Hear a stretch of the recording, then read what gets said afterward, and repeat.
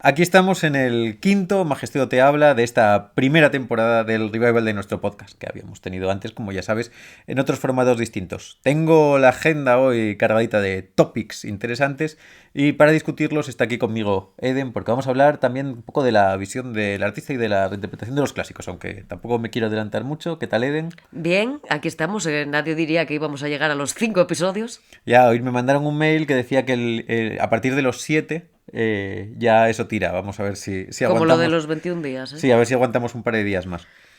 Como siempre, el orden de cosas es primero un briefing de las cosas en las que estamos en la tienda o de algunos productos interesantes o recomendaciones del mercado mágico y luego algunos otros temas ya de... Iba a decir de más enjundia, pero no es de más enjundia, sino de más discusión abierta. Sí, más debate. Sí, pero bueno, esta semana fue el Escorial en Madrid, los encuentros cartomágicos del Escorial y claro, tú esto lo estarás escuchando de jueves, no puedo dar un poco lo que ocurrió porque hoy miércoles, cuando estamos grabando esto, yo me voy por la noche de Mirandas, a la fiesta de la Gran Escuela de Ana Tamariz, que celebran los, si no me equivoco, 50 años de las jornadas cartomágicas del Escorial y hay una gala y un montón de cosas. Hablaré de ello en el siguiente podcast porque por ahora no me puedo adelantar al futuro ni levantarnos a las 5 de la mañana para grabar el podcast y que esté a tiempo. Cosas de la tecnología y del tiempo, pero bueno, eso ahí queda. Como fueron las jornadas, tuvimos un montón de visitas de amigos y lo pasamos de maravilla. Y entre esas cosas, Pedro Bryce nos trajo algunos ejemplares de su libro Reminiscencias, que es un libro fantástico de cartomagia. Los que no conozcáis a Pedro Bryce, que os estáis perdiendo una de las figuras más importantes de la magia española, un tipo con una calidad técnica abrumadora y además un conocimiento estructural fantástico. En el libro repasa varios clásicos que además son workers, profesionales y muy muy buenos, en un formato que además se reivindica poco, que son los libros que se hacen en canutillo, los que no están hechos en tapa dura ni en tapa blanda, que son que están como construidos para ser elementos de trabajo por encima de Sí, su potencia como estética, ¿no? cuadernillo. Claro, es como los de la Gran Escuela Cartomágica, ¿no? Es un libro pequeñito, pero súper matón. A mí me recuerda un poco también a el que había hecho hace muchos años el de Guimaraes, que se había traducido al castellano, lo tengo por ahí, que la verdad que es una genialidad. Fue una de las primeras cosas que me compré así, teniendo que pedirla por internet, un poco difícil. Y el libro de Pedro Bryce es una gozada absoluta, así que echadle un vistacillo porque esos se nos agotan rápido cuando los tenemos. Y en el lado de cosas tecnológicas, que últimamente estoy descubriendo un montón que me gustan, nos ha llegado el Jarvel Pad, que es una libreta de impresión de Jarvel, que también teníamos el Espionage, que es un detector magnético, que creo que eso es la bomba, el detector magnético. Pero esta libreta es súper buena porque es como un tamaño como cuartilla, yo creo que es un poco menos todavía que una 5. Transmite al móvil súper bien y tiene un precio súper contenido. La verdad que me está encantando. A veces nos recargamos de potencialidad en este tipo de cosas, se les ponen un montón de funciones de un tipo y de otro y al final el producto no termina siendo práctico.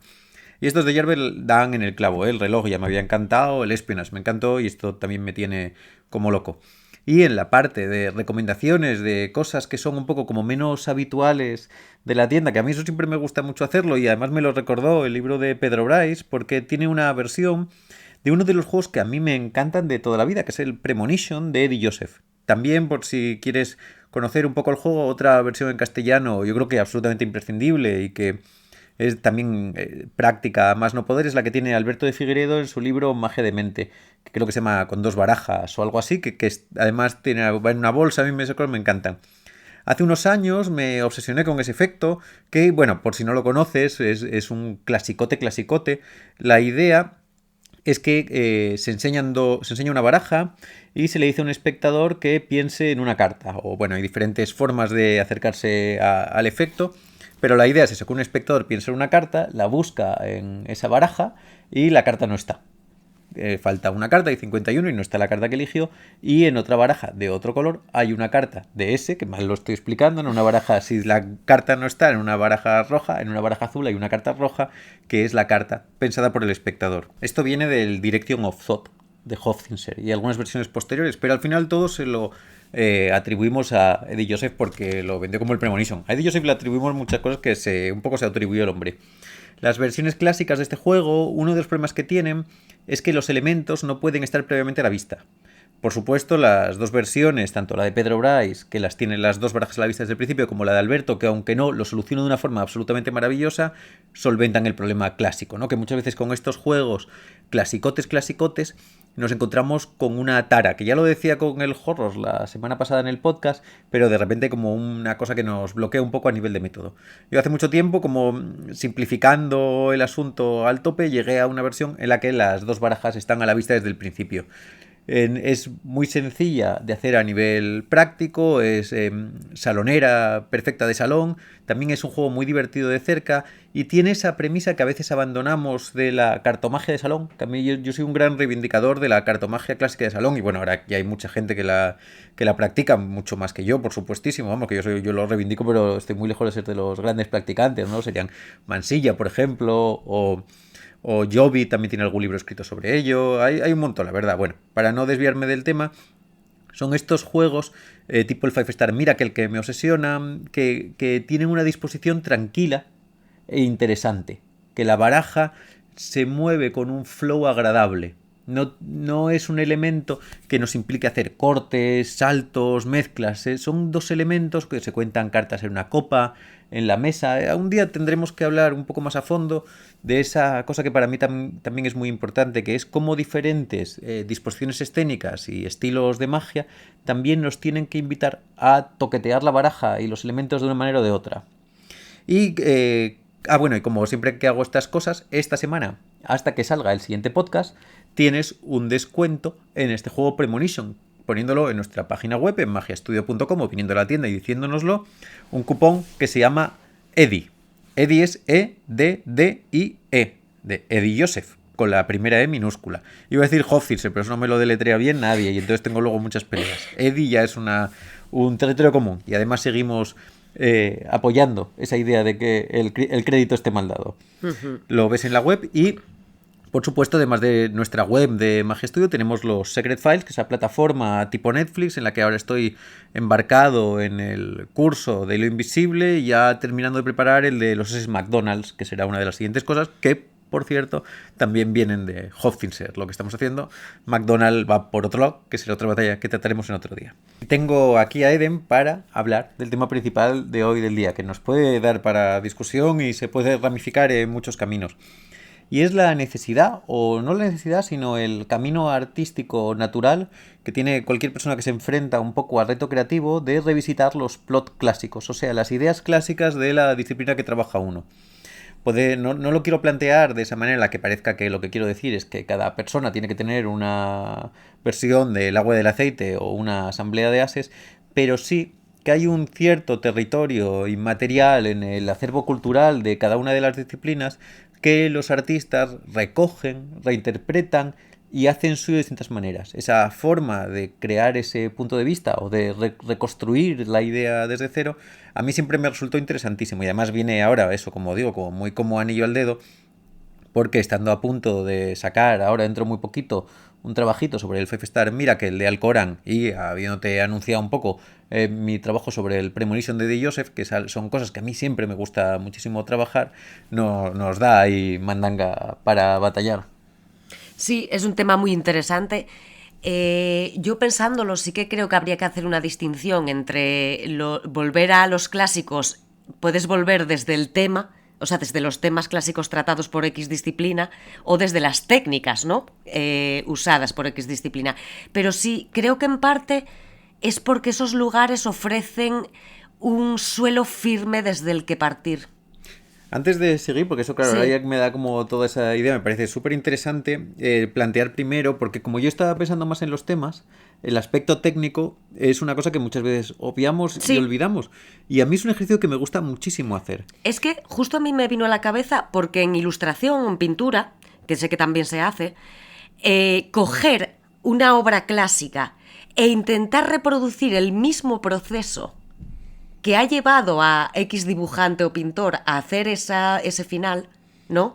Es absolutamente interesantísimo. Además de disparador creativo, es el volver al clásico a través de la técnica, que por eso lo digo, o sea, por eso pongo la técnica aquí en este caso, me parece súper rico.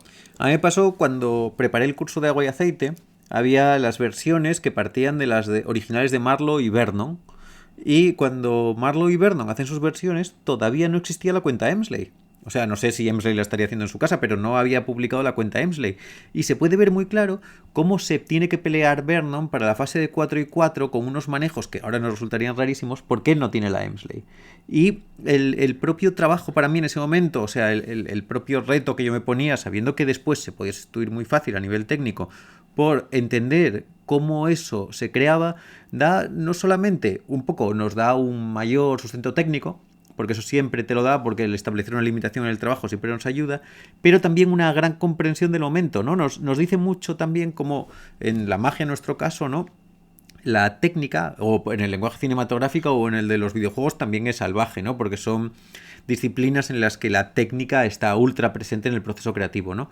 Y da mucho también una idea de cómo se piensa en cada momento, cómo la creatividad va pensando en las técnicas del momento, ¿no? Cómo Sí, uno crea en función de la técnica que tiene. claro. Claro, ahí con lo que decías ahora de los videojuegos como ejemplo, hay algunos muy claros, ¿no? De decir, de repente en 2024 un videojuego en pixel art, ¿no?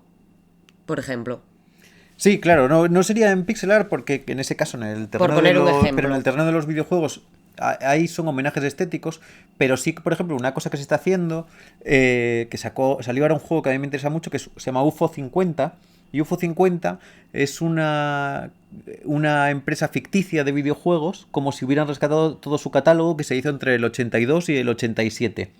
Y entonces lo que se hacen son 50 juegos completos que imitan ser juegos de ese periodo de una compañía inventada. Con lo cual hay un Ujú. gran ejercicio técnico para ver desde el punto de vista actual la técnica y la tecnología del momento. Hombre, por supuesto, en este caso con muchas trampas, pero que va por ahí. En magia, por ejemplo, a mí una cosa que me interesa mucho también es estudiar los magos clásicos con el sistema técnico y cómo ello define la forma de moverse, ¿no? Me gusta mucho Sí. Hofzinser y Robert Houdin en ese caso, sobre todo porque son de magos clásicos de los que es más fácil poder estudiar su obra al completo, ¿no? Muchos libros clásicos son tan parcos en la explicación de la técnica o del proceso que al final no te queda muy claro cómo lo harían y sobre todo para mí en el caso de Robert Houdin, ¿no? Porque lo escribe de primera mano, Ya. uno se puede poner en el lugar de cada uno de los gestos. Uno de los, para mí, mejores ejercicios que puede hacer un mago es hacer la secuencia de monedas que tiene Robert Houdin en su libro, ¿eh? Bueno, esto siempre lo hablamos mucho cuando en el tema de que como nosotros también hacemos libros, y bueno, y con el tema de la tienda y tal, que hemos tenido muchas veces esta conversación a la que me voy a referir, que es la de si aprender por vídeo, por libro y bla, bla, bla, y el eterno debate, ¿no?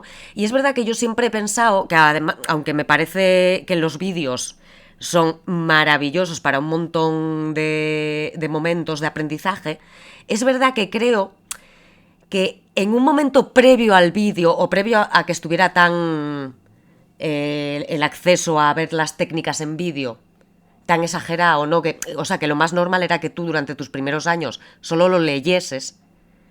Creo que sí que propicia una cosa muy bonita, que es que tú lo hagas como te lo imaginas sin verlo, ¿no?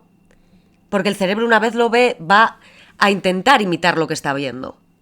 Yo creo que sí, que eso luego tiene como los dos reversos, ¿no? Porque yo estoy seguro de que hay muchas de las técnicas que leemos y que estudiamos que como no tenemos forma de verlas en acción, ¿no? Muchas veces creemos que Claro, son tonterías, que no funcionan. Yo siempre creo que muchas de esas cosas que descartamos, si hubiéramos visto a quien las hacía bien, se nos habrían puesto de corbata, ¿no? sí, con esto no quiero decir nada malo de los vídeos, para aprender, simplemente que sí que entiendo que hay un ejercicio ahí, incluso eso, hacerlo como ejercicio, decir, ostras, ciertas técnicas, igual voy a hacer el ejercicio de solo leerlas y no verlas hechas. Sí, pero bueno, yendo un poco al tema concreto en Sí, el que estamos ahora, que va por otros derroteros, pensar en revisitar los aspectos o los aspectos técnicos, claro, a veces tienen una dificultad y es que en cierta medida conocer la historia. Hay que saber de qué momento es cada cosa, ¿no? claro. Entender, pero al final uno lo ve y, por ejemplo, hay ramas de la magia en las que eso se entiende de forma clarísima, ¿no? En la magia con monedas hay un momento para mí súper, bueno, para mí no, o sea, obviamente súper claro, ¿no? Que es la transición a la magia de monedas de cerca, de como que Narbola, yo creo que sería, esto no sabe mucho más que yo de esto, vamos, yo no tengo mucha idea, pero sería Ross Bertram, entiendo, en la época de luego cuando se empieza la magia de cerca, luego el cambio a Roth, en un cambio técnico absoluto, y luego el siguiente que es la verticalización, ¿no? Con Chris Kenner y todas estas cosas que llevan las cosas a la punta de los dedos, o Troy Husser. Y ahí sí que es verdad que eso cambia radicalmente y uno podría hacer el ejercicio de revisitar el hacer monedas como se hicieran en esta época, o como se hicieran aquí, o como se hicieran allá. En eso también os recomiendo muchísimo, si no lo habéis leído, el libro de El último viaje de monedas de Gea, que es una visión de sus grandes influencias, y para mí es también el único gran recorrido sobre la historia de la magia de monedas, poniendo también todo en su lugar y aportando como siempre la creatividad de Gea, que es absolutamente inmensa. Es que sí, claro, por supuesto. Pero sí, yo creo, volviendo al tema central, que es que lo que decía al principio, creo que los clásicos en cualquier disciplina lo que te ofrecen es una base robusta, muy sólida sobre la que repensar cosas. Y hay una cosa muy interesante que creo que se cumple en todo esto que tú estabas contando, que es la resignificación de las cosas. Bueno, claro, antes le contaba a Eden, ¿no? Justo antes de esto, hablando un poco del tema, que ayer me estaba leyendo un libro de Joan Didion que se llama Los que sueñan el sueño dorado. Y Joan Didion es una periodista del nuevo periodismo americano, y es una recopilación de artículos, y en uno habla de la pintura de Georgia O'Keeffe y un poco de su papel como mujer en un mundo de hombres, que parece que además ahora vuelve a ser una... Bueno, vuelve a ser, qué tontería, una de las grandes peleas de la humanidad. Pero ella lo que dice es que en ese momento los derroteros del mundo del arte, que además le decían a ella que no iba a valer para pintora, lo cuenta así muy bien, es muy interesante, iban por una revisitación de los impresionistas, ¿no? Y entonces en ese momento ya pues se iba a Texas a pintar, y la gente quería pintar cosas como más oscuras, y entonces se iba a pintar el brillo, y que en un momento dado para una exposición pintó, como decía, su único cuadro de colores mustios, y lo hizo para contentar a la gente, que se dieran por contentos de que ella había visitado esas cosas clásicas y que pudiera lo suyo. Ya. Pero no siempre, claro, tiene que ser así. No siempre tiene que ser un amoldarse a los tiempos. Muchas veces, como por ejemplo con los pintores, siempre se habla mucho de que hay unos temas que de una forma o de otra todo el mundo revisita, ¿no? Como una marina o un Pero nocturno. y diría más, no solo los revisitas, es que vas a pasar por ellos sí o sí. Quiero decir, y lo que cambia son las referencias de si te estás refiriendo a este tipo o a otro. Pero quiero decir, estoy segura de que de que los referentes de O'Keeffe, o sea, de que su trabajo también al final es un reflejo de las propias referencias y de tu propia revisitación de lo clásico constante que hacemos, ¿no? Claro, yo aquí hablo también como ejercicio consciente, ¿eh? Como la idea Sí, de que en nuestro claro. bagaje creativo, ¿no? Porque claro, por supuesto que hay una revisitación de todo, la información que hemos recibido, de una forma o de otra, en cualquier aspecto vital, ¿no? Uno no puede renegar de sus influencias, sea a nivel consciente o inconsciente, pero yo ya hablo de cuando alguien decide, Sí. en un proceso creativo, Sí. atacar no solamente la búsqueda del tema novedoso y nunca tocado, sino también explorar el acervo cultural de su disciplina. Por ejemplo, en magia, yo no digo, creo que no sé si lo dije antes o no lo dije, pero si lo dije me repito, que no es el tener una versión del triunfo. Para mí el decir tengo una versión del triunfo y en mi versión pues las cartas se enseñan en medio extendidas, pues puede estar bien, ayuda al aspecto técnico, todas las evoluciones son positivas, pero en realidad no tiene una gran aportación a la obra artística, ni del triunfo ni de otros. Sería como decir, oye, yo he hecho la Mona Lisa, o por poner una cosa de estas de trazo gruesísimo de ejemplo, ¿no? Pero con lápices de colores modernos, y tiene exactamente el mismo aspecto que tenía la Mona Lisa en óleo. Bueno, pues no le dice nada a la Mona Lisa de óleo, no te dice nada a ti como artista, y pues bueno, es un chascarrillo, ¿no? Puede ayudar a la técnica, si ayuda a la técnica, pues al menos en uno de los aspectos vitales aporta. Me recuerda todo el rato de que estamos hablando, me viene a la cabeza una imagen y lo voy a llamar artefacto estético porque no sé si tiene autor, ¿no? Pero ¿sabes esta hamburguesa de cerámica hecha como si fuera de Ming? Sí. Es como un poco todo esto, ¿no? Es la revisión de un clásico convertido en un artefacto pop. Claro, pero en este caso, por ejemplo, sí hay una gran evolución artística, ¿no? Porque es la idea de convertir algo mundano, que nunca se había entendido de esa manera, en un artefacto. Sí, sí. Aquí muchas veces lo que pasa es que la aportación es puramente técnica. Y además, yendo un poco más allá, ¿no? Porque si lo hablamos eso, en el sentido por ejemplo, Stephen King, poniendo otro ejemplo de otro autor, Stephen King hizo lo que yo creo que para muchos de los que seguimos a Stephen King es su gran obra, que es La Torre Oscura, pensando en que él quería haber hecho su versión del clásico imperecedero El Señor de los Anillos. Sí. Y él lo dice al principio, que él estaba obsesionado con hacer su Señor de los Anillos. ¿Qué hace? Épica. Claro, su épica. Que muchas veces, bueno, los escritores a veces es más difícil, ¿no? Pero otros tienen, por ejemplo, la novela autorreflexiva. Sí, sí. Tengo que hacer la falsa autobiografía. O poesía. Claro, pero eso ya no sería tanto en el tema. Eso sería como en tocar otro género. En la técnica. Claro, en este caso sería el revisitar ese género, ¿no? El de la fantasía épica. Y entonces él hace La Torre Oscura. ¿Qué pasa? Viene un poco lo que hablamos. Él resignifica La Torre Oscura. Eso es. No tiene... Si tú no hubieras...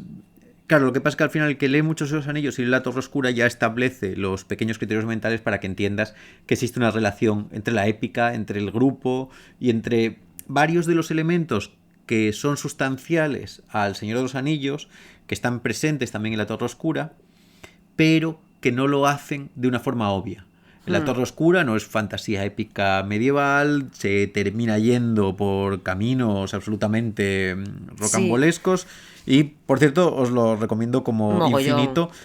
Tenéis que tener tiempo para leerlo, porque son 8 o 7 fantásticas, empezando por El Pistolero.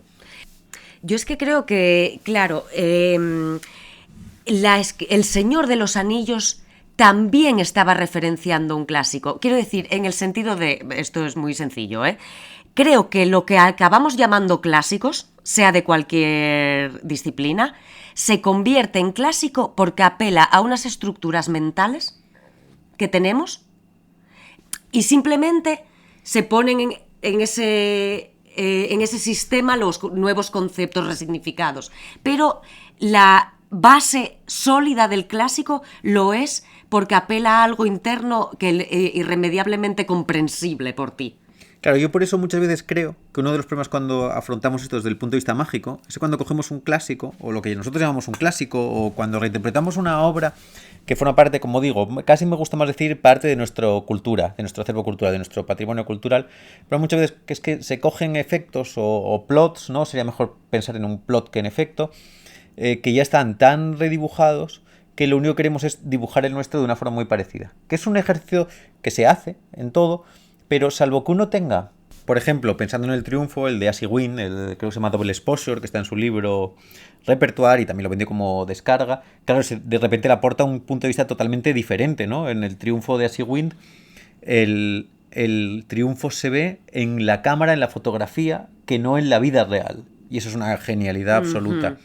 A mí lo que me parece que siempre es como una buena cosa es coger clásicos menores o lo que son juegos un poco menos repensados de eso. Para mí siempre es un ejercicio que me gusta un montón. Como decía al principio, el medallón de Alcorán, que para mí es un juego fantástico, ¿no? O el de la llave de hotel, que es una versión del medallón de Alcorán. Ese sí que ya está muy reinterpretado. O eso, el de Premonición de Joseph. Hay una gran cantidad de juegos que de alguna forma nosotros vemos que se han versionado de muchas maneras. Y ahí podemos revisitarlos. Y revisitarlos es muy interesante. Porque nos da también una visión de por qué esos efectos son potentes y nos obligan a establecer un análisis de qué es lo que hace a ese juego. Qué es lo que hace que ese juego sea así. Eso es para mí la clave de lo que estamos hablando ahora en la revisitación consciente, ¿no? Sí, desde luego es un disparador increíble. Es un poco Picasso, ¿no? Cuando hacía las señoritas de Aviñón o cuando hace ese tipo de cosas, de alguna manera revisitando algo, lo que hace es entender cuál es la esencia indivisible de ese algo original y volver a redibujarla desde una cosa que yo trato siempre y soy muy pesado, desde su punto de vista. Si algo que nosotros tocamos no incluye nuestro punto de vista sobre la obra original, no está tocado. Claro. Solo está rehecho, ¿no? Es como volver a cocinar una receta. Claro, no, tienes que desintegrarlo, pulverizarlo y sacar algo de ahí, ¿no? De esa pulverización. A mí, claro, por ejemplo, mira, en versiones, ¿no? Porque también estas cosas se entienden bien como ejemplos. Una versión del Medallón de Alcorán, para mí, que realmente aporta muchísimo, es el Target de Richard Sanders. Que es ese en el que tú escribes esto y al final tenías una chaqueta robada y en el precio de la chaqueta es el dicho por los espectadores, que en el fondo es el Medallón de Alcorán. Pero hay un gran cambio, ¿no?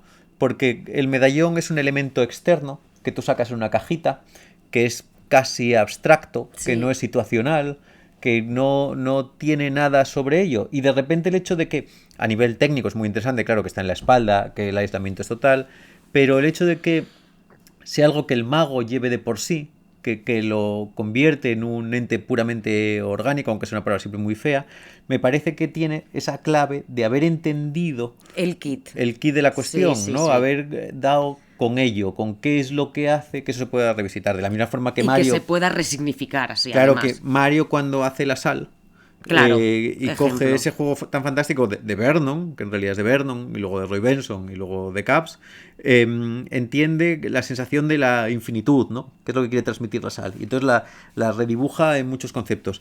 Y ese análisis que para mí es el que es tan importante, ¿no? Pero parte de ese ejercicio que tiene primero un gran respeto a lo que hacemos, el ponernos en los zapatos de otra persona, el quitarnos los zapatos de otra persona y dibujar los Sí, nuestros sí. sabiendo cómo se caminan esos pasos. Pero entender la importancia de cambiar el sistema. Yo, claro, con la pintura lo veo tan claro, ¿no? Para mí es uno de los mejores ejemplos porque en la pintura hay tantas cosas que diferentes pintores afrontaron el mismo tema, consciente de que otros lo habían afrontado antes, y eso genera Sí. resultados totalmente distintos. Yo creo que yo en literatura también lo veo clarísimo. De hecho, tenemos aquí encima, y es que no podía parar de mirarlo, las metamorfosis de Ovidio. Y este es casi un paradigma de lo que estamos hablando. O sea, desde Shakespeare a, pues seguramente Borges, ¿no? O sea, Shakespeare es que lo sé seguro. Pero quiero decir, todos los grandes escritores occidentales han pasado por Ovidio y las metamorfosis. Claro, es fundamental entenderlo, ¿no? Y elegir esos temas y ver cómo se replantean. A mí lo que me gusta mucho también es estas cosas. Por ejemplo, en música también es muy habitual, ¿no? Con las versiones y con los covers. La gente que a lo mejor dice que además hay canciones que son mucho más conocidas por la versión que hace otro del original que por el original, al fin y al cabo. Y para mí esa es la clave también muchas cosas de cuando alguien o cuando hacemos el trabajo consciente, ¿no?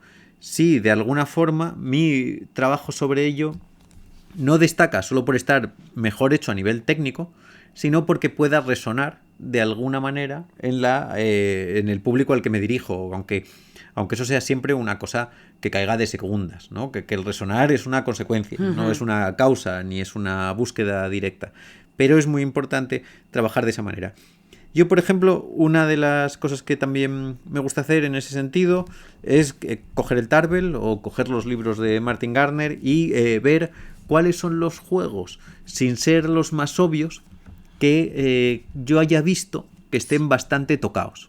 Que haya suficientes versiones como para que a mí me resulte atractivo. Primero porque me va a dar una parte de juego que me gusta mucho, que es la investigación histórica, que con esa siempre me lo paso muy bien, que es buscar diferentes versiones, ver por dónde va por otro, el que cuando no encuentro una pues tener que pedirle a alguien que me ayude a buscarla, todo eso. Y segundo, empezar a dibujar, porque también a mí me permite hacerme una visión de cada uno de ellos, cuando hay versiones mayores y menores, que aportan, que no aportan otras, y después también ese trabajo de despiece, y sobre todo también el buscarle después cómo redibujarlo de tal forma que yo lo pueda sentir como propio.